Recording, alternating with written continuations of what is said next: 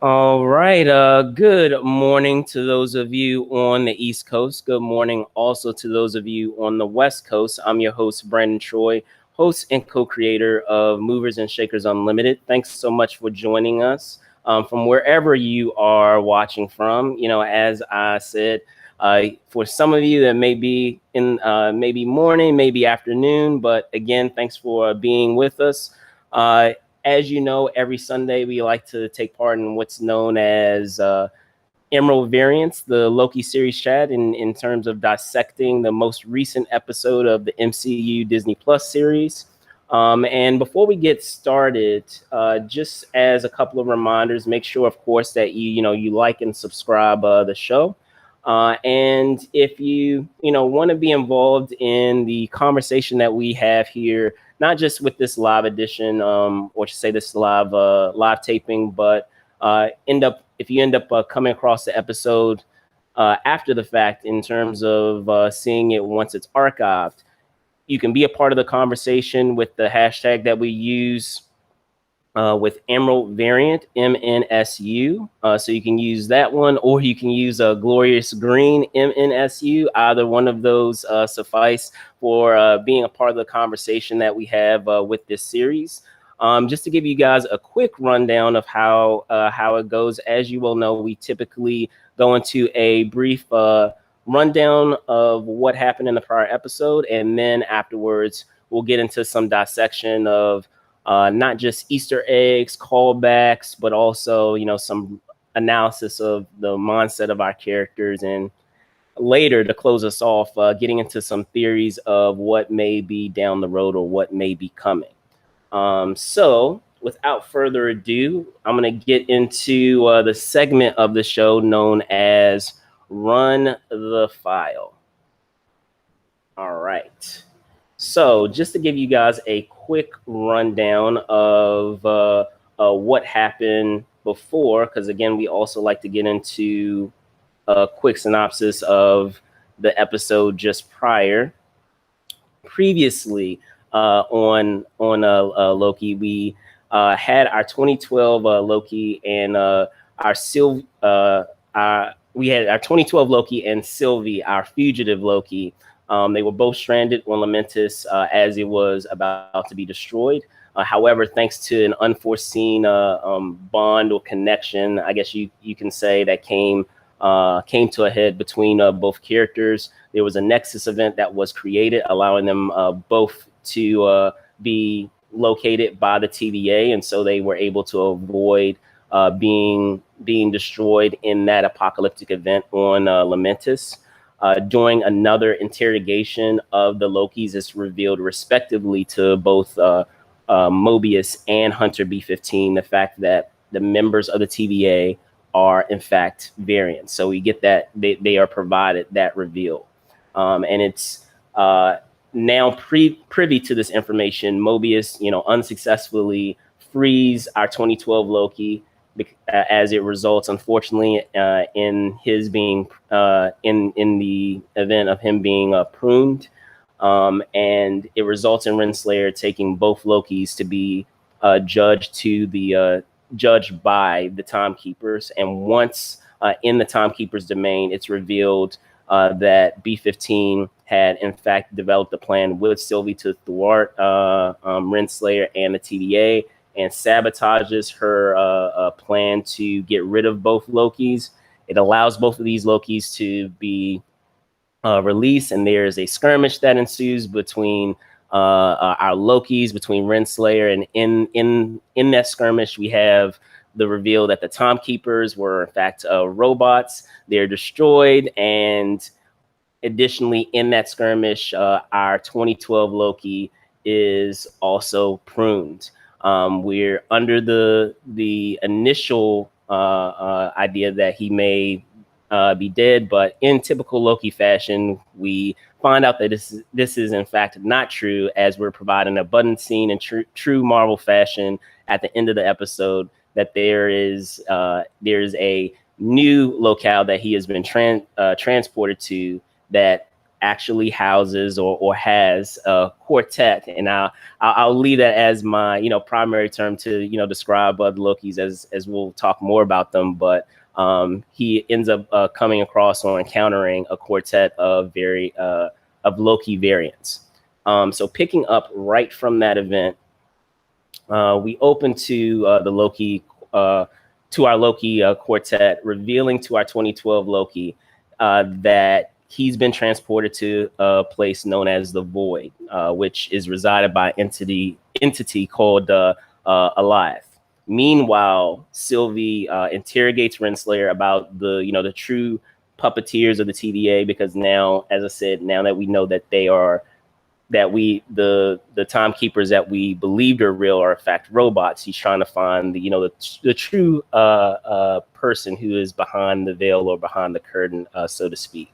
And in doing so, it's revealed to Sylvie by Renslayer that not only is Loki not dead, but we're provided more insight into what happens when someone is pruned. We discovered that instead of it being destroyed, or any timeline being destroyed, any person being destroyed, they are actually transferred to another plane of existence known as the Void, which is a place where it allows any portions of a potential branching timeline to kind of come to a stop. And Alioth actually acts as, I guess you can say, a trash compactor of sorts that gets rid of that matter once it arrives on that plane of existence in the Void.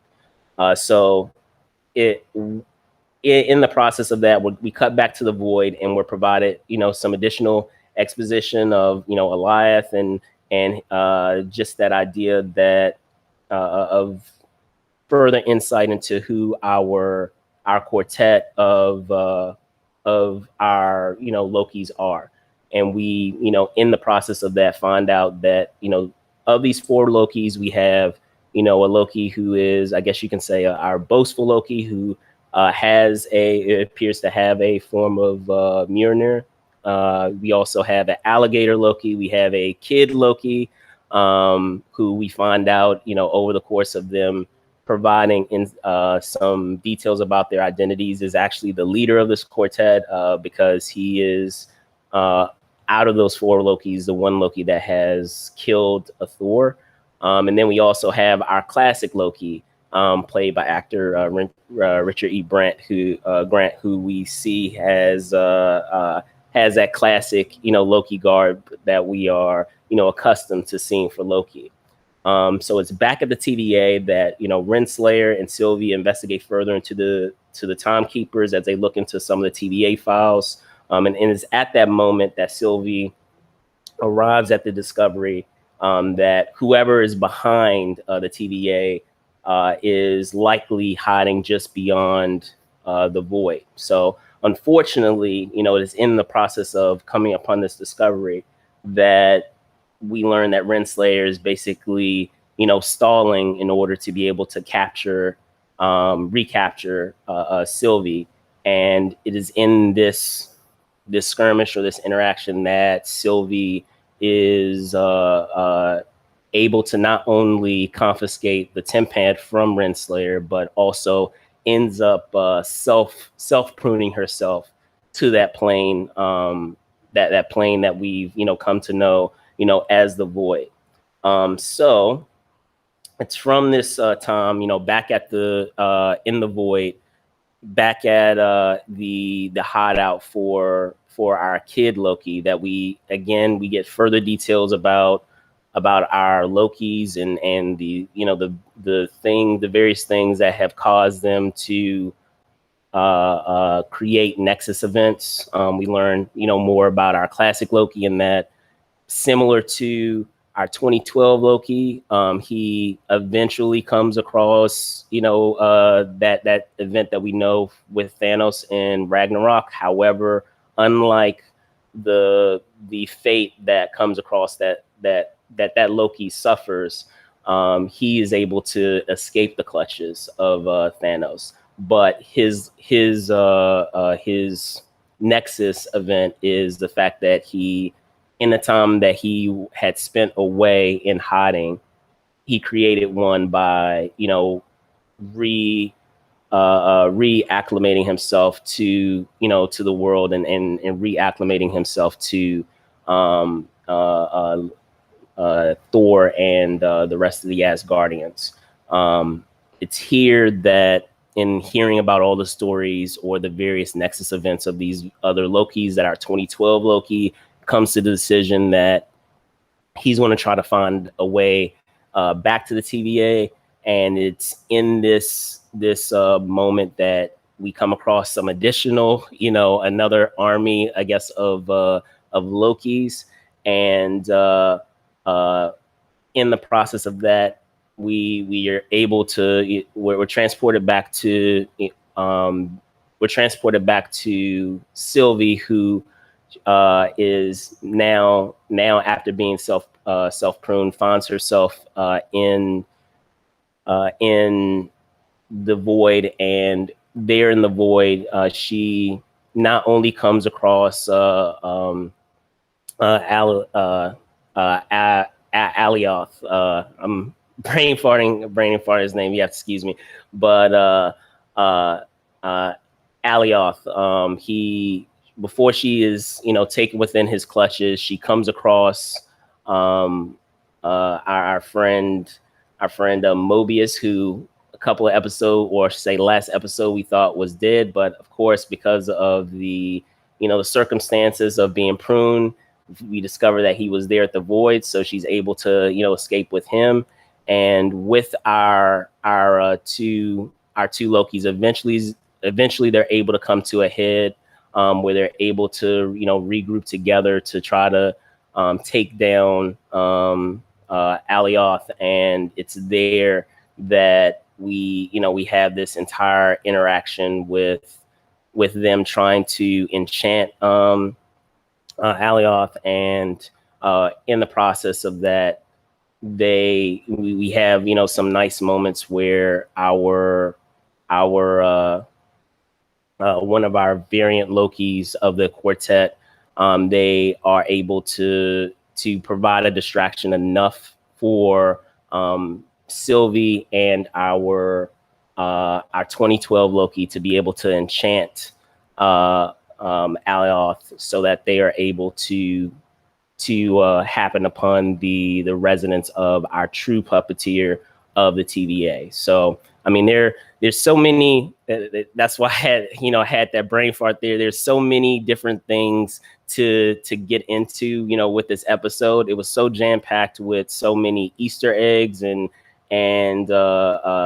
moments that were, you know, quite poignant in terms of character and you know, what drives Loki's and things that we didn't really, you know, really perceive thus far with that character. So with that being said, I want to hop right into the introduction for each of the guests that I have. So give me one moment. First up, I want to introduce the director of the film, An Outside Story. Bring him up now. You can. He recently had a film show at the Tribeca Film Festival. However, as I said, he has, you know, quite an impressive slate of films that he has helmed. Let me bring on Casimir Nozkowski. See. Hello. Hey, Cass, what's going on, man? Brandon, how you doing? Good. So let me bring on my additional guests as well.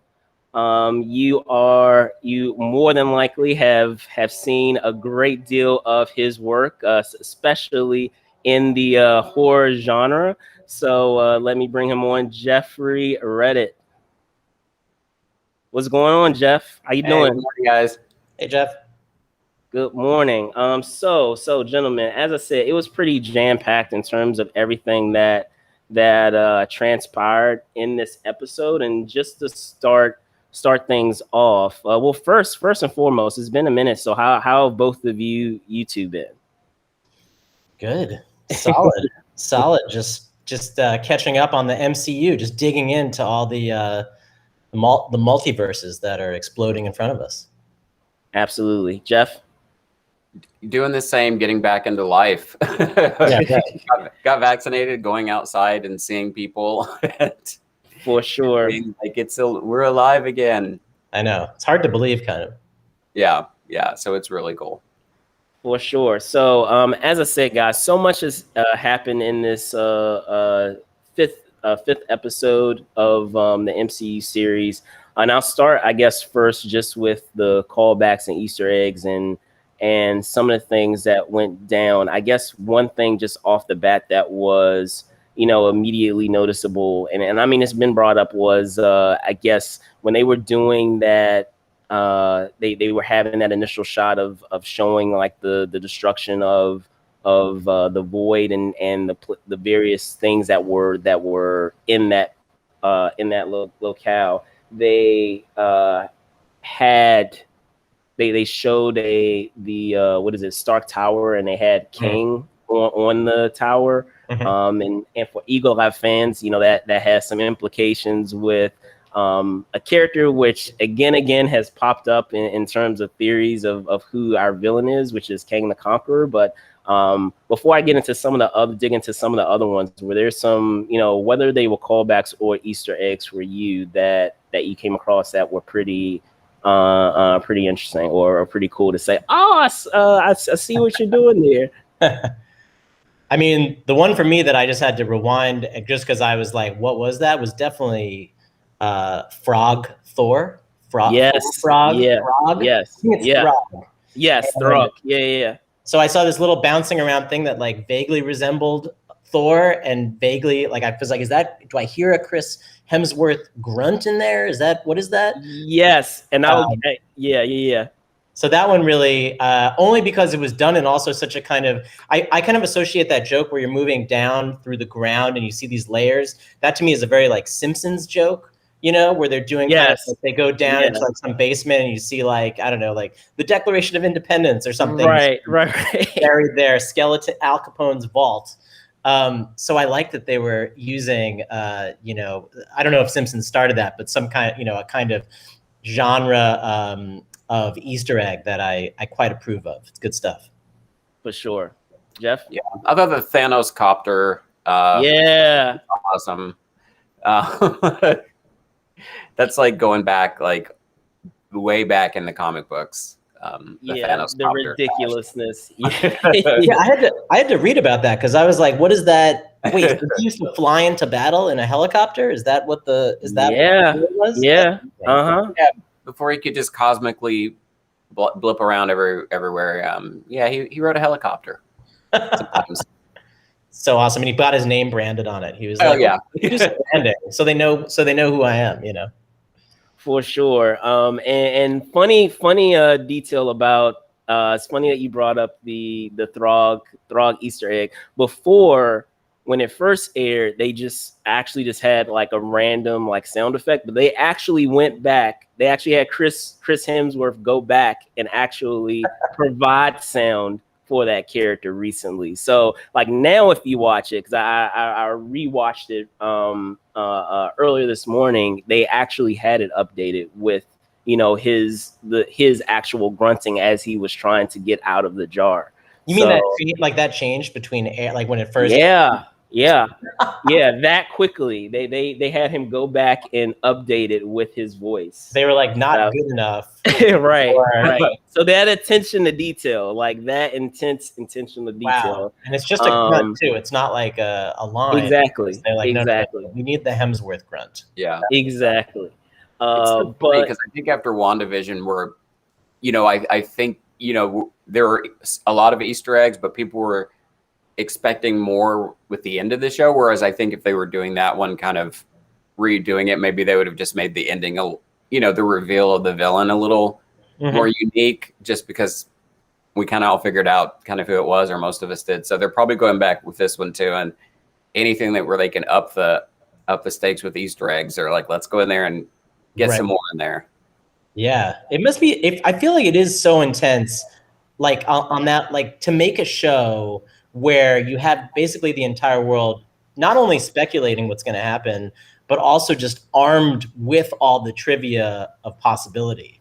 Like, you know who's coming. You know that the actor, who's the guy who's Jonathan Majors. Yeah, you know he's cast and like ready, and so it's like chances are he's the guy in the finale coming. That just seems like so.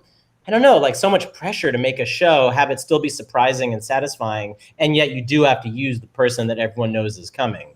Yeah. I don't know. That seems really hard. Yeah. Well, we'll see. Like I have a theory on that. I'm gonna hold off until we have that segment of our show, but I have a theory on what they're gonna try to do with that. But Jeff, were there any other ones that came to mind for you in addition to like the Thanos copter? You know, it is funny because I was really engaged in the show, so I didn't go. Yeah, I watched it again, but I wasn't looking for Easter eggs. I was more enjoying the other Lokis. Yeah, right. It's really fun just to see the different types of Lokis that we've had, in the comic books and in the multiverse, and giving them their own moments, but also seeing how they it helps layer our Loki for our story, even if we don't think so in a way. It's like when you see like classic Loki, he was hiding and scared, you get a little bit of like, our Loki is scared too. So it was interesting that I think it's a variation on Loki's, but it all kind of helped make you like our Loki even more. Yeah, for sure. And continuing like some of those callbacks, one thing that I found cool is that they had just like they kind of have like a call sign or a motto of Tony Stark. They had the same thing with Loki of glorious purpose. So I feel like they had like a callback of Avengers Endgame of our final scene with Stark in that film by doing the same thing with Loki and his moment that he has with, and I know I was saying Alioth, Alioth. So his moment with Alioth, like his final climactic scene with Alioth, I felt was very reminiscent of that scene of Endgame. Easter egg wise, aside from like the King Tower, I was gonna say the individual Lokis themselves. I mean, just as you said, we had the classic Loki, but we have the kid Loki. Kid Loki is a thing in the comics. So you have that, and you have I guess they kind of play to the whole Throg character, and by having an alligator Loki as well. And they've been doing this a lot, especially with this show. They had another allusion to Roxxon, because they did the Roxy wine. I mean, in another episode, they did the Roxacart. So they did a play, I guess, on Walmart by having Roxacart. But for those that know the character, he has implications as a supervillain. The CEO of that company has implications as a supervillain, as a Minotaur, if you will. So that whole idea that they were kind of, it seemed like they were doubling down of showing that that company name again for a second time. Like, it could have just been done once, but they were doing it again. So do you think that's going to have meaning in the finale or going forward, or do you think it's just kind of a deep cut for the real, like, the fans, the hardcores? I feel like it might end up being something that they may try to develop further. And I have some other ideas on why they made certain character choices as well with other things, because I feel like that may be an indication of how much significance a particular moment may have, or how a particular character may play out going forward into the future. So I just want to say one thing about what Jeff was saying about all the Lokis. One thing that also with this show that you know, is interesting is just like, I kind of wish we had more time with some things, you know, like seeing all those Lokis. Like, honestly, I could do a Richard Grant episode. That would be, I would really enjoy just like a full episode of like the Richard Grant story. I mean, I know he tells his story and he features prominently in this episode, but I just, you know, he's such an awesome actor and such a, like, so funny looking in the costume. And I think the same thing for Kid Loki, boastful Loki. I mean, honestly, you could have, it's like you almost want like the bottle episode where all the Lokis go and like solve some other mystery, you know, like I hope they show up again in the MCU because they're interesting and they're, you know, it's fun seeing them kind of like to get into the depth with them. They're all good actors too. Definitely. I think since this, I think I read this was the most successful of the Marvel shows so far. So Yeah. I have a feeling we might be getting, you might be getting your wish in the Loki spinoffs. Right. There is a second season too. So there is supposedly. So maybe that, you're right. Maybe that will happen. That'd be good. I would like that. And then I was going to say, to kind of close off this section, like with the Easter eggs or what have you, one other thing that I noticed is they also had a callback, and I haven't heard anyone else even mention this in some of the things that I picked up that others have picked up, is they had another Ragnarok callback, I feel, where they had, speaking of Richard Grant, the moment where he was talking about how he's different from the other Lokis and that he doesn't rely on daggers and daggers versus magic. And he had the whole moment where he's like, take no offense, my friends, you know, and quoting him specifically, take no offense, my friends, but daggers are worthless in the face of a Loki's sorcery. They stunt our magical potential. So that idea, that it gave me kind of some deja vu of the moment that Thor had his kind of his moment of thinking of Odin and him talking about, okay, who are you? You know, Thor, god of hammers, or Thor, Thor, Thor, god of thunder. You know, the fact that you have that power within you. Why are you relying, on a weapon to to carry out, whatever your means are? And it really plays into the idea of that parallel between Thor and Loki of being too self-reliant on, a weapon when they're far more powerful than they give themselves credit for. Right.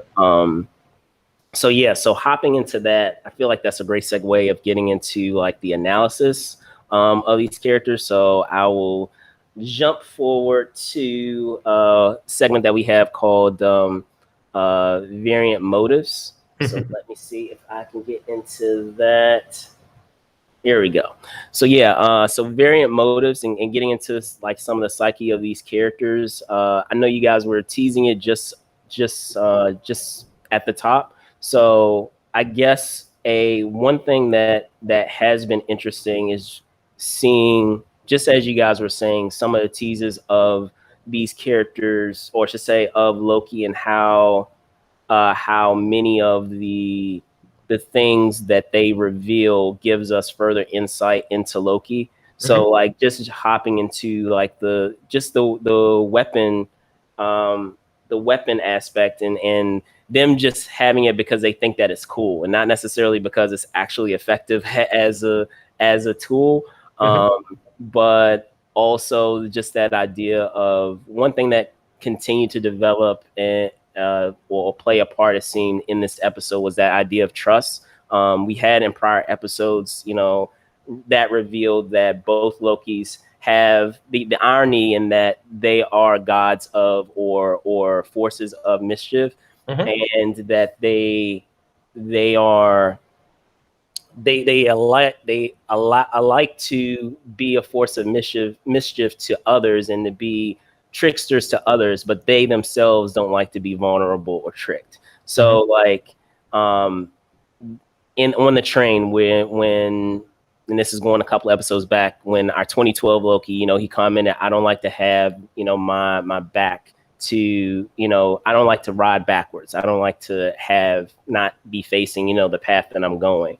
And then the same goes for Sylvie, where she said, I don't like to have my back to a door. So like we had in this episode where she just hopped right into, she didn't know who was in the, the vehicle, that she, escaped with. And, it was commented on by Mobius, like, why are you just hopping into a car? It could have been anyone, it could have been any stranger, anybody. But the fact that she, probably earlier she wouldn't have trusted going into that vehicle, but over the course of this show and her interacting with the 2012 Loki and learning to trust people, she just went with it and just got into the car. But maybe there were some other ones that came to mind for either of you. It also might have just been the pizza bouncing around on top of the car. Like, could be that. I'm definitely, if a car spins up and the pizza thing is bouncing, I'm definitely jumping in. A, is there pizza? B, what's it like to drive a car that's got a pizza bouncing around on top?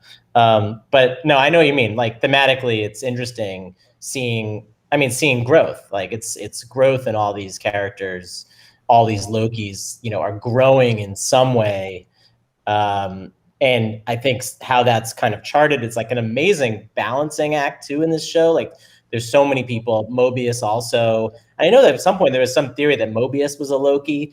And then I don't think that seems to be true anymore, but watching his arc, is really kind of fascinating and seeing how all these people grow, or in the case of the variant Lokis, that like a lot of them don't grow, like the one right. And Loki looks like regular, like down to business Loki. It's nice seeing that there's like a degree of growth amongst the Loki variants is really kind of fascinating and nuanced. Kid Loki being another one. The fact that he killed Thor, but now seems in a way like the most sensitive, kind of like tied in Loki is very kind of moving and interesting. I don't know. It's wild. It's really interesting. It's wild. For sure. Yeah. I think Marvel does a great job with that. Obviously we get more time with these characters because they're spread out over many films, and then we'll get a spinoff show. But, Loki's certainly kind of always been a favorite in a way, because beneath all that tricksteriness, you could tell there was a reason behind, because he's a wounded boy, basically, that doesn't trust anybody, living in Thor's shadow. So you buy those moments when they start opening up and trusting, because people are like that too. You can have somebody who doesn't trust somebody, and some people are just by that nature going to always betray you. But there's if you can reach that part of them that's still good. I sound like freaking Oprah right now, but if you reach a part of them that's still good, you can still everybody can change, and so it's always nice that they give us these characters that you love to, and you don't love to hate them even. You kind of, you get where they're coming from, at least. Empathize. You don't agree with, but Loki at least admits that he betrays everybody that he loves. But he also feels like a failure. And that's where a lot of that's coming from. So.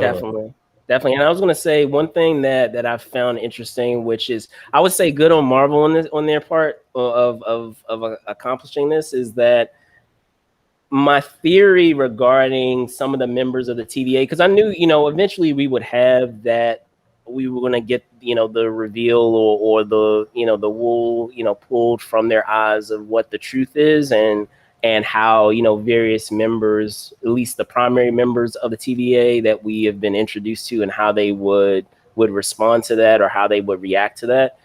It happened exactly the way that I pictured it. However, it didn't happen with the characters that I initially pictured it would happen with. So like in terms of how the story initially played out, I was picturing that Hunter B-15, what we're seeing with Renslayer now, I picture what would be happening with B-15, and vice versa. What's happening with B-15 would happen with Renslayer.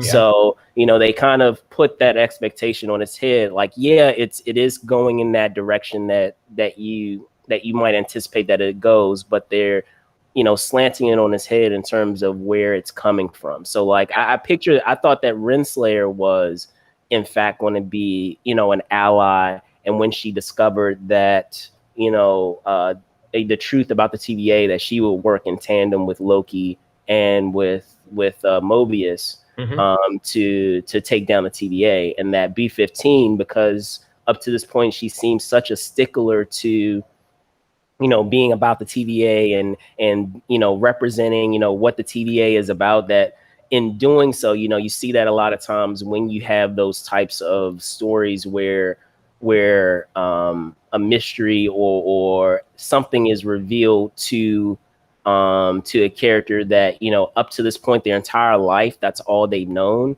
that they still kind of double down on that, and they, regardless of being provided with the truth, they still double down on it, and they still refuse to accept what that truth is that's revealed to them. So that part of it was interesting because I didn't really anticipate B-15 to become an ally. I thought that it was going to in fact be Renslayer. Right. So yeah, so that I mean, that part was definitely interesting, and then also to your point, Cass, of talking about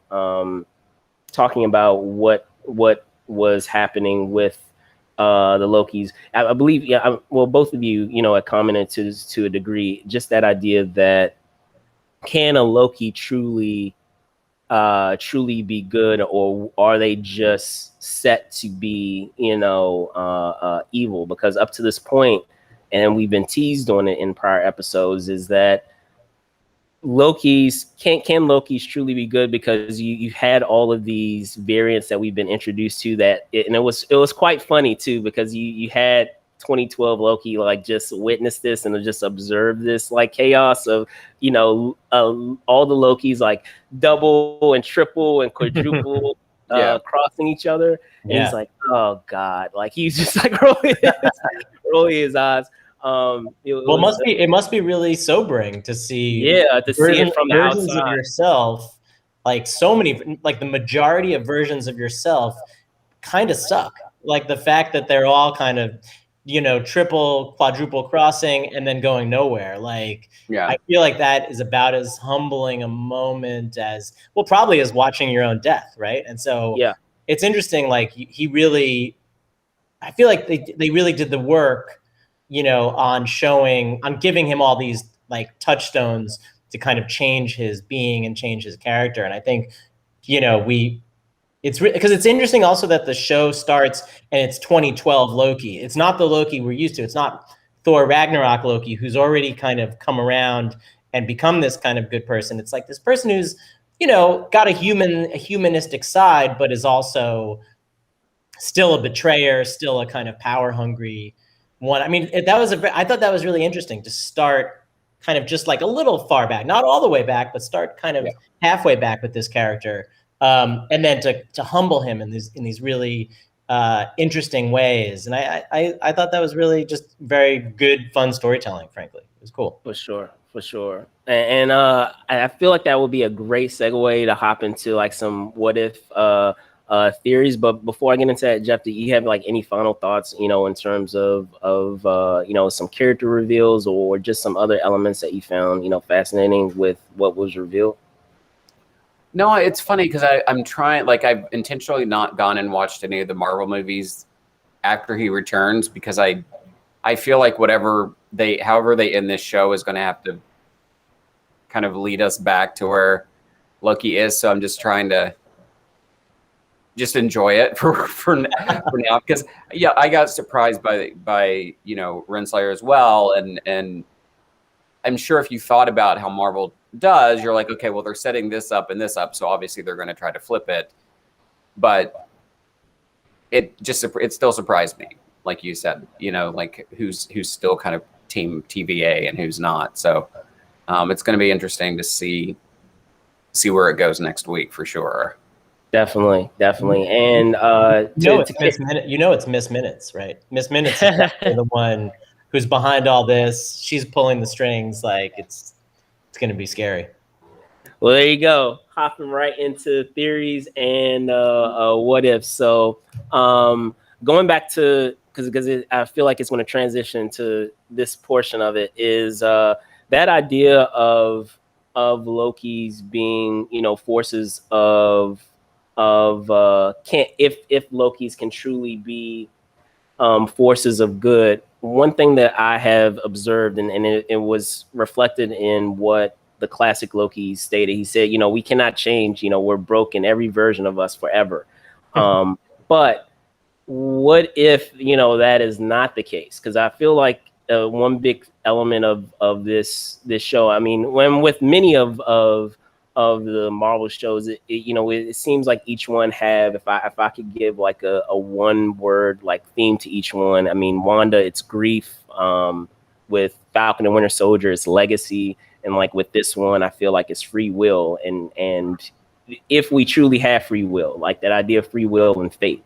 So it just going off of that idea, I was thinking of, okay, all these various Lokis and the fact that they are constantly, double crossing each other, and they're, untrustworthy, and they're, always have, playing a game within a game, as Mobius was quoted as saying in this episode. Can Lokis truly be a force for good? Because I'm thinking of instances where Lokis have, been a force for good. If we think about it, whenever they have been a force for good, it has resulted in their demise one way or another. So like, if we're thinking of like Thor, Dark World, that in a way it resulted in his demise. In Endgame, eventually, well, not Endgame, I'm sorry, in Infinity War, it eventually him becoming a force for good eventually ended up in his demise. So it was stated at the beginning of the episode that he is in place. He's allegedly in place as a catalyst to inspire others to be heroes. He's just there as a tool, to allow others to realize the good within themselves, and the good deeds that they're able to accomplish themselves. Or, so are you trying to say that when it comes to Loki, he either A, can only be a tool that inspires others, or if he can't be a tool, then he can't figure into the equation at all. So like, you either take him out of the equation completely, or he has to, die. And if he doesn't die, then he only can be a tool, to inspire others. Because the only reason why I bring that up is thinking of what classic Loki said. He said that after, putting up that illusion that he had died for Thanos, making Thanos think that he had killed him, he kind of went into kind of went into isolation or in solitude himself for a good while before he, resurfaced. And the fact that he resurfaced caused the Nexus event. So, going back to that idea of, being able to trust and to be able to be vulnerable and to ally yourself. Because that's one thing that I brought up a few episodes ago, is just that idea that when a Loki decides to ally himself with others and to trust others, he can be a formidable, force. Mm-hmm. But are you also trying to say that, he can't continue to be a force for good? Are you saying that, yeah, you can be a force for good, but if you decide to go that route, then, you're eventually going to die, or you'll be taken out of the equation? Like, you can't be in between.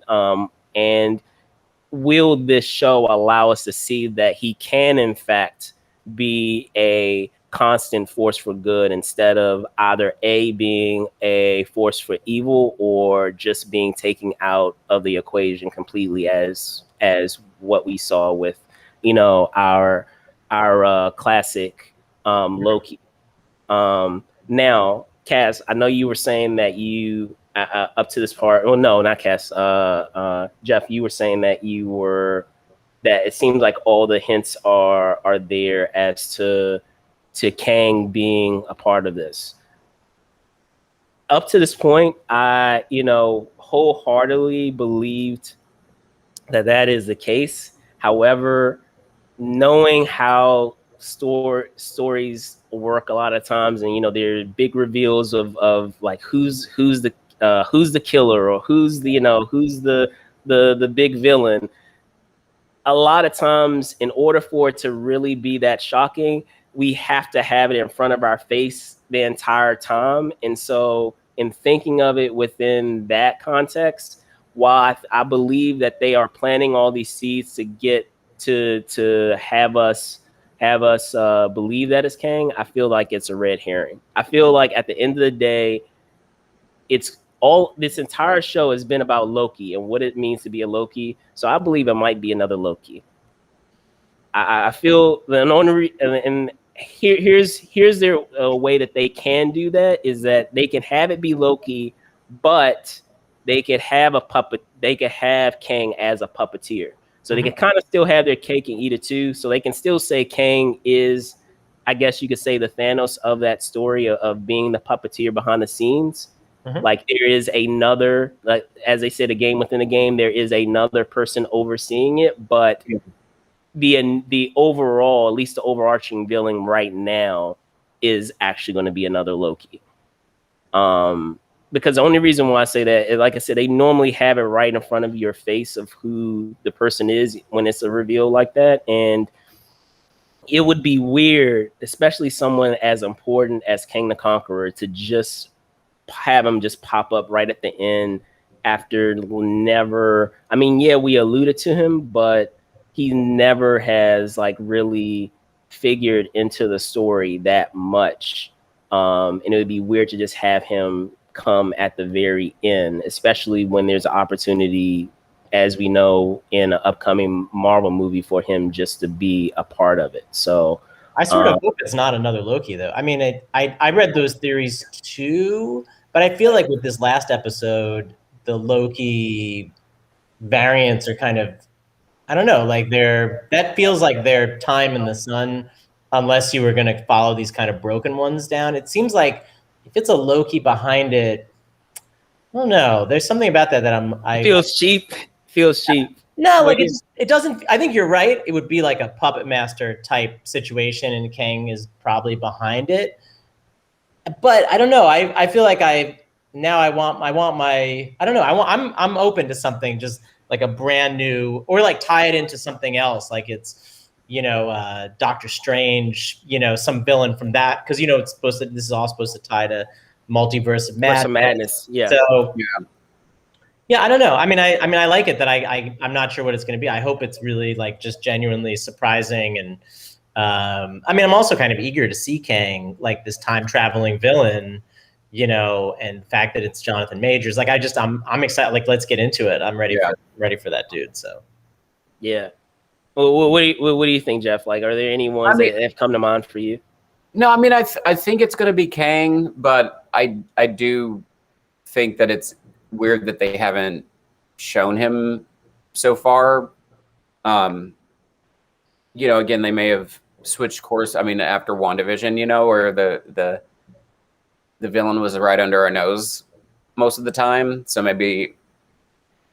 So I don't know. Like with Marvel, it's interesting because you don't know if they're going to try to subvert what we expect, or at some point you do have to deliver, because like the time travel thing works within this storyline. So Kang makes perfect sense to be the villain, and this is a villain we haven't seen, on screen in the live action version. So, I think it's going to be Kang. Okay. One other thing also just popped into my head as you were saying that is, like if we're talking about variants and the fact that there's like a frog Thor, like wouldn't it be kind of fresh if it was like an evil Thor was like the one pulling the strings? Like, I mean, again, just spitballing here, but like my first thought was like evil Iron Man, evil, like who's the person who's like the most like good, person in the MCU in some ways. But then I thought, well, but it has to be someone who's sort of tied to Loki. Again, it just popped in my head as like a Thor variant, is the one doing this. I don't know what the motivation is there.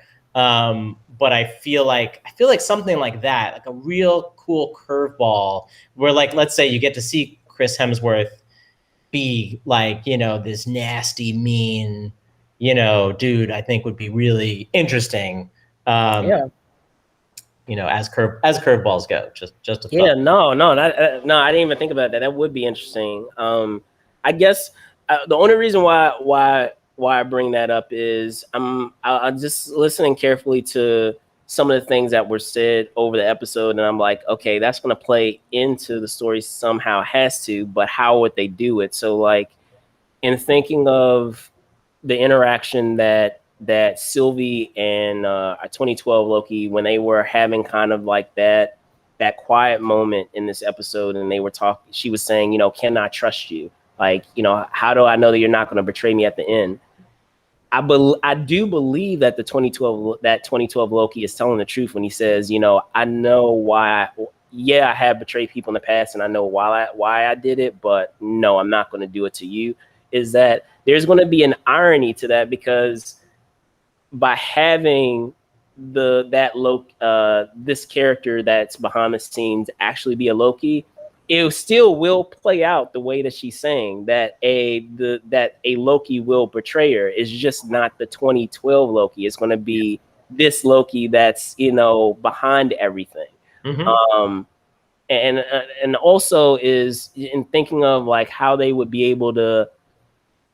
I feel like with these shows, there's still a challenge. I don't feel like the shows, and to your point, like the shows are very, a lot of people watch it and they are doing very well. However, I still feel that in terms of how they introduce their characters or how things play a role, I feel like the side, kind of the smaller individual characters will be able to get introduced into TV shows and then parlay or transition into films. But when it comes to their villains and doing those huge villain reveals, I feel like they are still going to settle on introducing them in their movies versus bringing them, having them come from their TV shows, because it's still it's still a new ball game, so to speak, in terms of having these shows. And I feel like they're still going to kind of rest on what they know will work in terms of not confusing audiences, because even though people are watching the shows, Marvel still may feel that, people are watching the shows, but can we really trust that they will be able to follow something that was introduced in this TV show and have it carry over to the film? I feel like, go ahead. Well, I was going to say, have you seen Black Widow yet? Yes. Yeah, I have. I mean, because I'm going to try to, I'm going to go super vague here, but there's a spoiler. This is spoilers. Go for it. We're talking spoilers now. Go for it. Okay, so everyone, if you haven't seen Black Widow, just close your ears. But you've got the credits reveal of I mean, it's not a main villain, or we don't even know what she is yet exactly.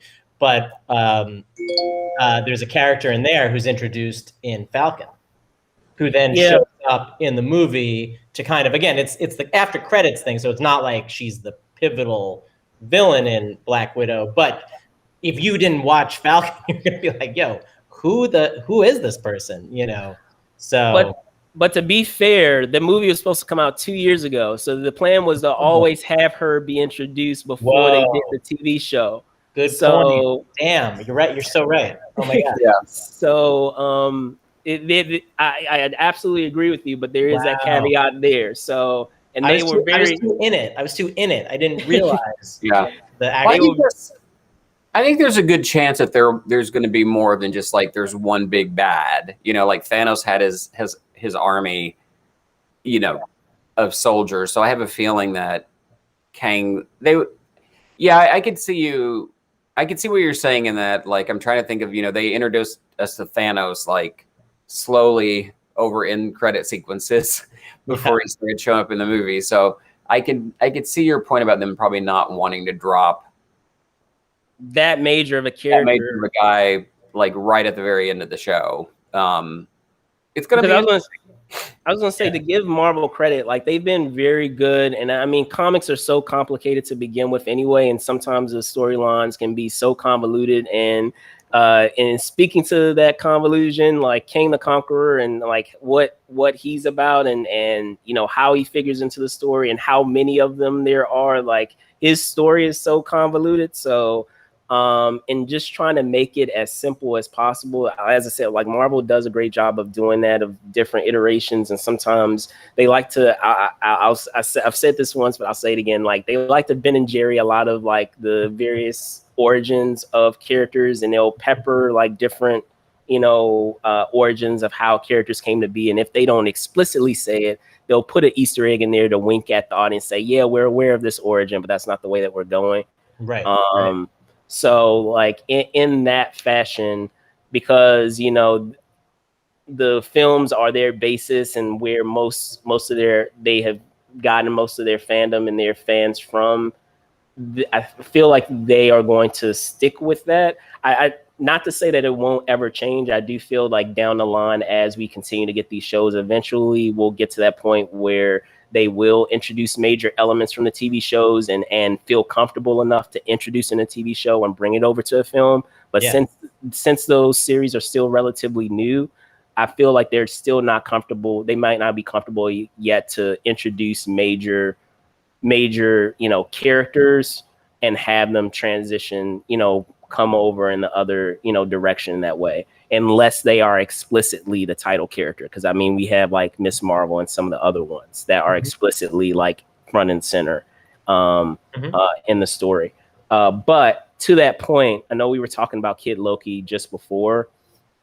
I believe the way that they introduce him kind of indicates his importance going forward, because in the comics, if I recall correctly, he ends up becoming a member of the Young Avengers.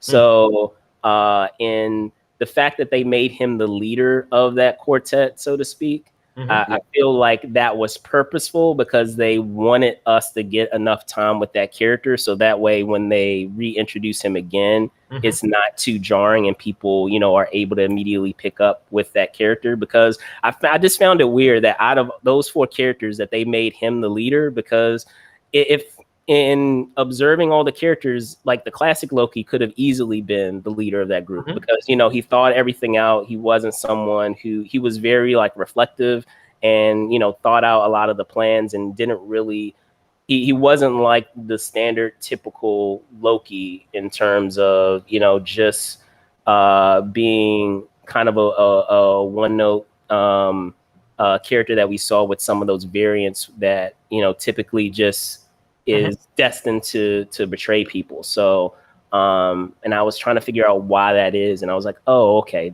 perhaps they're doing it this way because he's supposed to be important later, so they're trying to give him enough time to kind of make his mark, so that way when he comes back, because he didn't die in the episode, so I figured that he may come back later down the line, since we have so many characters from that Young Avengers roster that are already figuring into, the MCU. I mean, we've had it in Falcon and Winter Soldier with the grandson of what's his name, of the of our black super soldier. He ends up becoming Patriot. We're going to have Stature in the upcoming Ant-Man film. And we also have Bishop, who will appear in the upcoming Hawkeye series. So so we have all of these chess pieces in place of characters that are, members of Young Avengers. And then even with Wanda's kids. We got Wiccan and Speed. Well.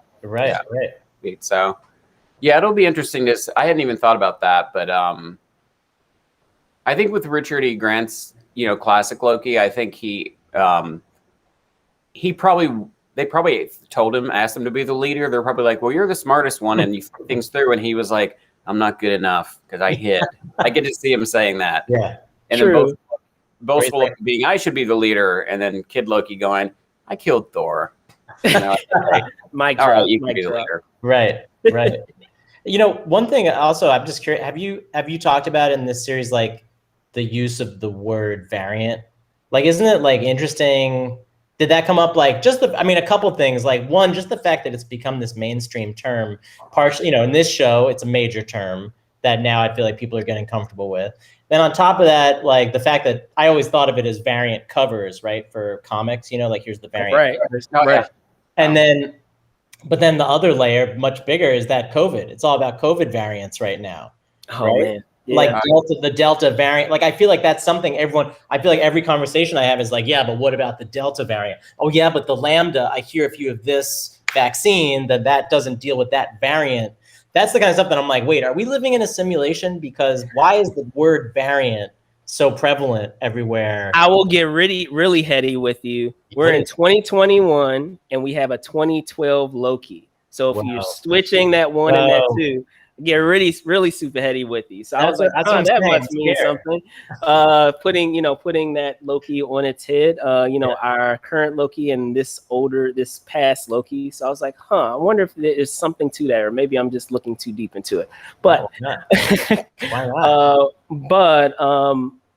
I guess additionally, I was trying to think one other theory is, speaking again of Richard Grant's character of our classic Loki, is what we have with that character an indication of what can happen with our current Loki? Because I'll be honest, like in terms of, the Loki that I'm accustomed to, he is, in terms of what he's capable of doing, he didn't really, use a bunch of weapons. He was just as that classic Loki is, he used his magic more than he used weapons. Mm-hmm. So it's been interesting to see how they have, in speaking of these variants, how they have introduced how there's certain abilities that each of these variants have that differentiate them from the others, and maybe one ability that they have is stronger than another variant. So like with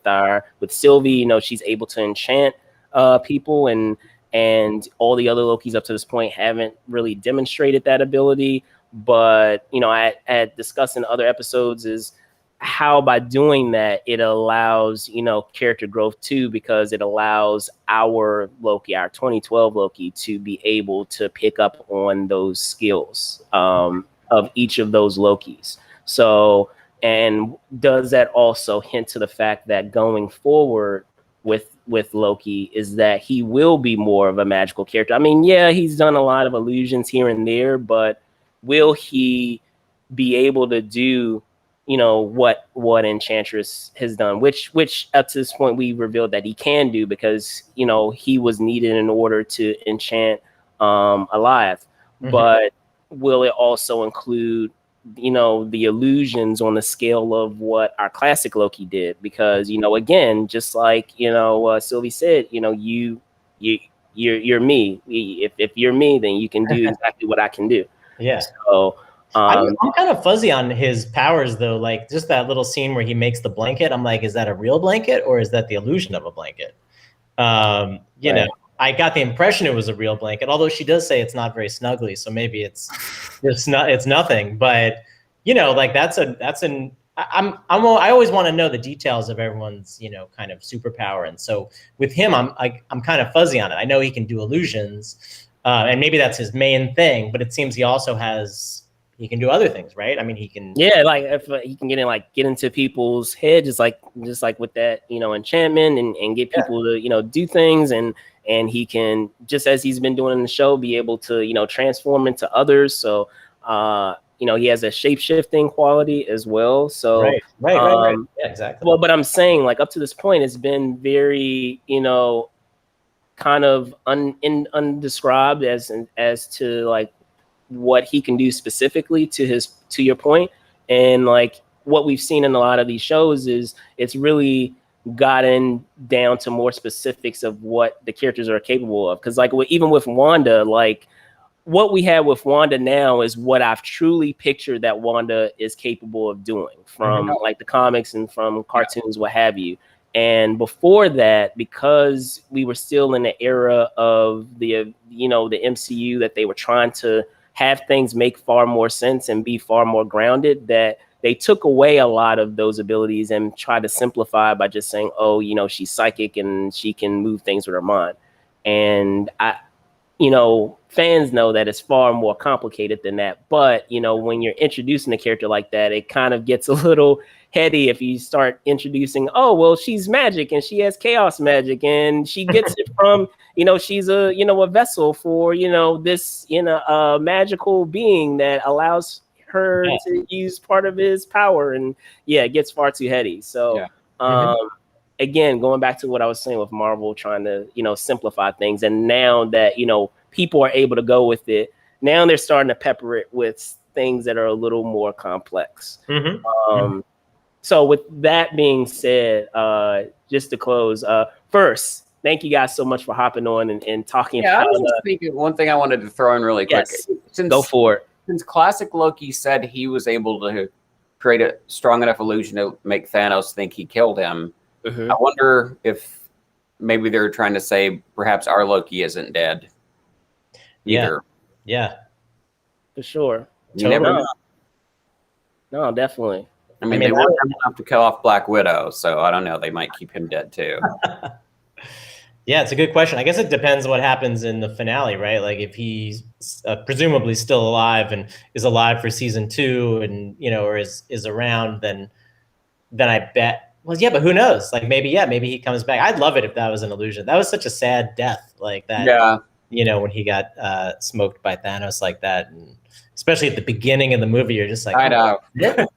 That's it? What? So I don't know. Like, and again, this is like comics. I know characters constantly come back because comics, but I feel like it would. In my opinion, I feel like he's dead because I feel like it would cheapen like that sacrifice of him dying. But in doing so and having this show, we kind of get to have our cake and eat it too. Of we have Loki back, but there's always the possibility of him going in other directions because just as we have been talking about in this episode of him. Since he's not exactly the same Loki, there's always a possibility of him going in other directions, even though he's been caught up to the events of what happened in Endgame.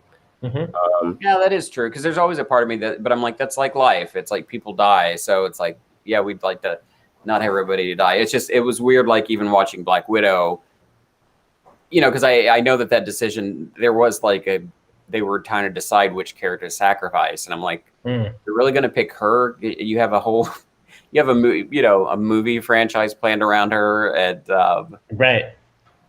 Yeah, but yeah, they'll probably keep him dead. Actually, just keep him alive in the series. That would make the most sense. So, for sure. So with that being said, guys, I am going to wrap it up.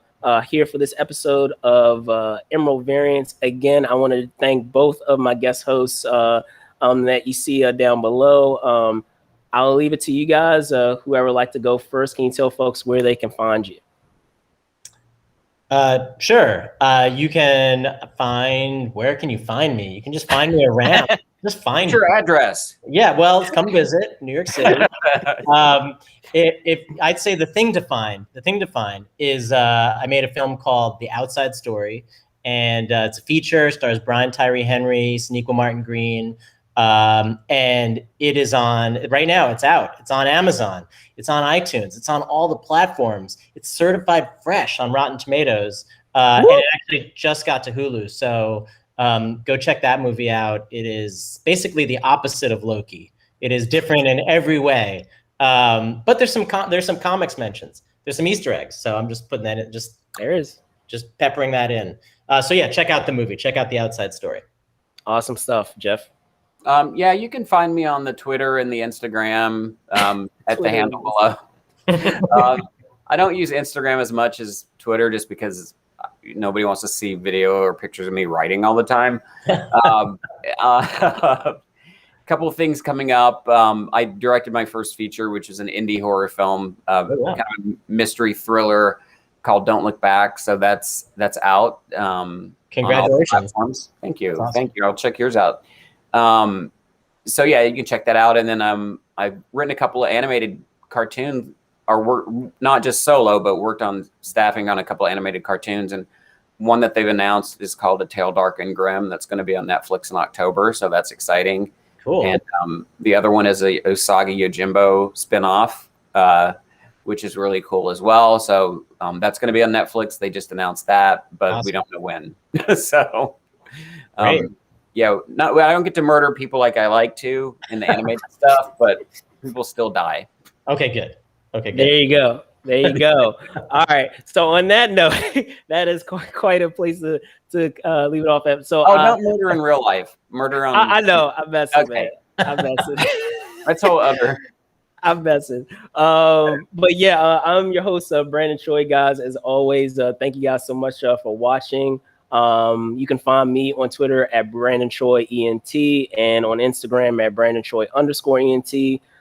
Again, thanks so much for watching, guys. Be safe out there and see you soon.